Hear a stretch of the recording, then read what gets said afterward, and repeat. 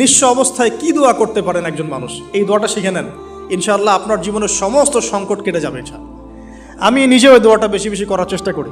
দোয়াটা হচ্ছে, মুসা আলাইহিস সালাম একটা গাছের নিচে হেলান দিয়ে বসলেন, বসে দেখলেন দুইজন মেয়ে দাঁড়িয়ে আছে দূরে, পানি নিতে পারছে না, লোকজন পানি নিয়ে যাচ্ছে, ওরা দাঁড়িয়ে আছে বেচারি। মুসা আলাইহিস সালাম গিয়ে বললেন, কি সমস্যা আপনাদের?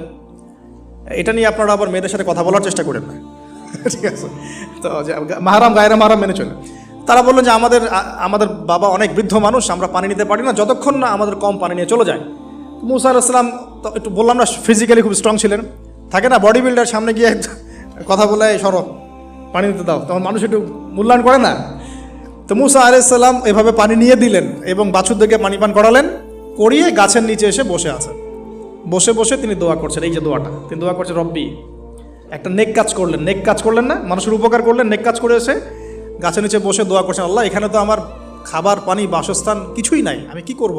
রব্বি ইন্নি লিমা আনজালতা ইলাইয়া মিন খায়রিন ফাকির, রব্বি ইন্নি লিমা আনজালতা ইলাইয়া মিন খায়রিন ফাকির। আবার বলেন, রব্বি ইন্নি লিমা আনজালতা ইলাইয়া মিন খায়রিন ফাকির। অর্থ হচ্ছে, হে আল্লাহ, তুমি তোমার পক্ষ থেকে আমার উপরে যে নিয়ামতগুলো দিবে, আমি এর জন্য ফকির হয়ে বসে আছি। অর্থ বুঝে পড়বেন ভাই, নামাজ রোজা হজ জাকাত যাই করেন আল্লাহর ওয়াস্তে অর্থ বুঝে পড়বেন।